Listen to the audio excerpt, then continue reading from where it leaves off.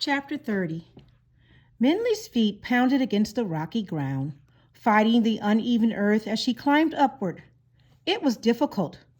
The wind-carved rocks and boulders seemed to grow from the ground like trees, confusing her way and disrupting her balance. Minley was so intent on her movement that she almost didn't notice a low growl. But she halted as soon as she heard it. The tiger. She could see the tip of his green tail ahead over one of the large, misshapen rocks. Quietly, she grabbed a sharp-looking stone from the ground and crept forward.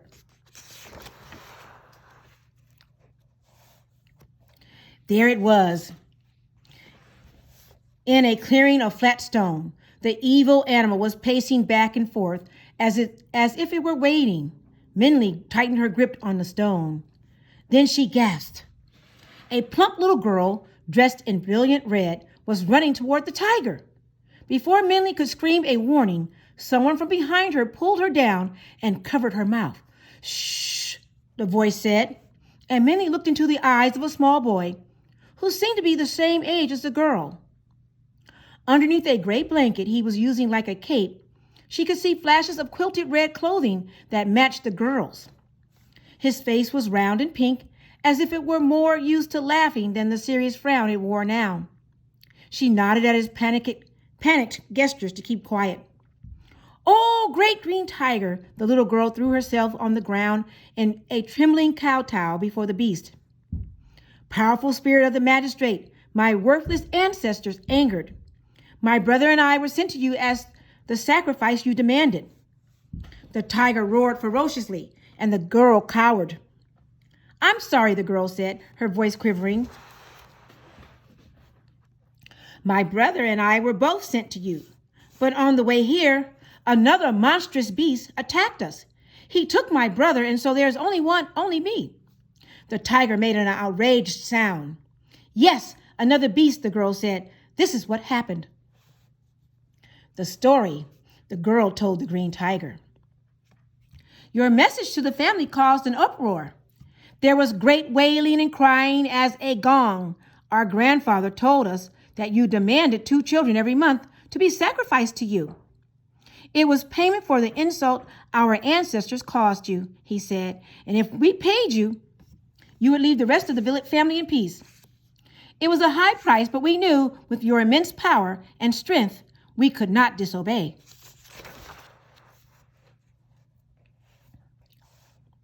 "So my brother and I chose to be the first 2 children. As the family wept, my brother and I left our home to go to you. But as we made our way to meet you, an evil beast jumped from the rocks.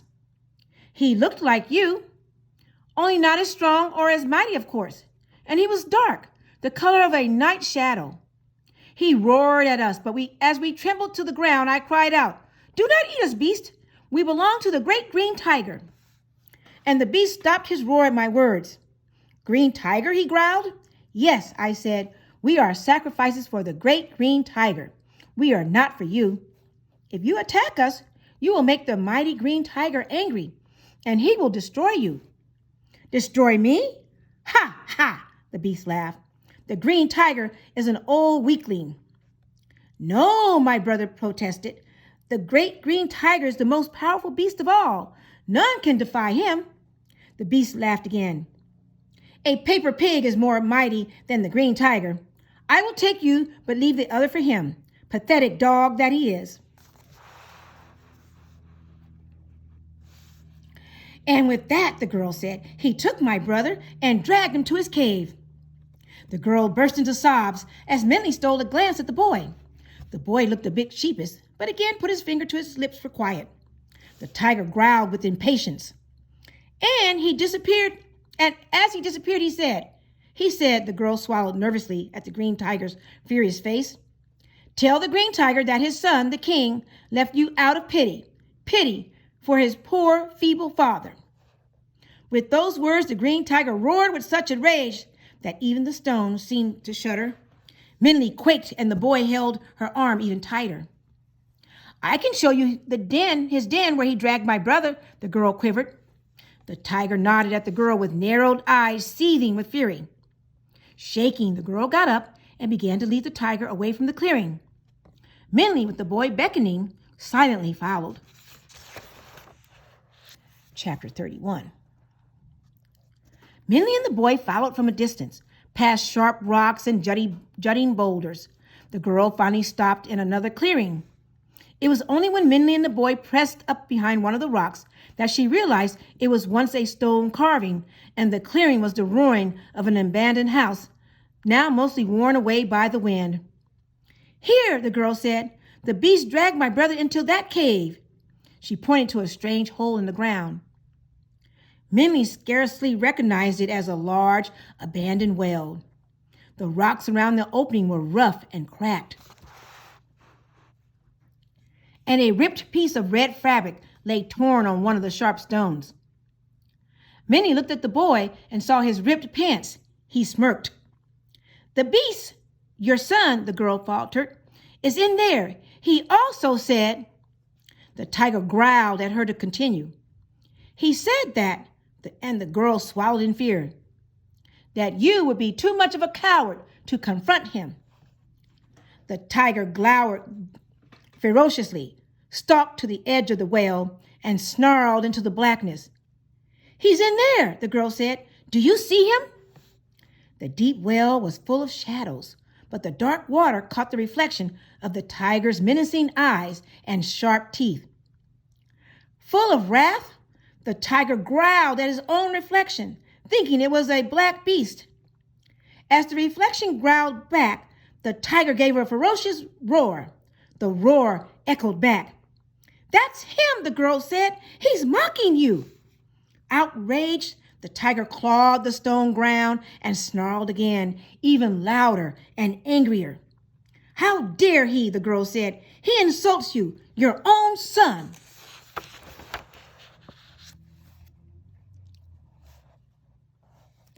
The girl's words and his own echoing roars set the green tiger off in a frenzy. The air seemed to be charged with his uncontrollable fury. Every hair on the tiger seemed to jut like sharp spikes, and his teeth and eyes glittered like the cutting edge of a knife. He gave a deafening roar that bellowed, filling the sky with thunder. At its sound, the girl fell to the ground, and Minley and the boy covered their ears. The tiger bared his teeth and claws for an attack. And when the roar echoed back, it overwhelmed him with wild rage. Finally, the green tiger gave one last roar and leapt into the well. The girl, boy, and Minley stood frozen as the air filled with roars and the sound of splashing water. Then suddenly, the wind carried one last howl into the sky. There was silence. Minley stared in disbelief. The green tiger was gone. "We did it! We did it!" The boy and girl laughed as they ran to each other and hugged. They were both younger than Minley. She realized that they were twins. Their round faces, dancing eyes, and pink cheeks were exactly the same. The gray blanket that the boy had used to help hide himself was thrown on the ground, and with their dimpled faces swollen with smiles and their matching bright red clothing, they looked like two rolling berries. Minley couldn't help but smile.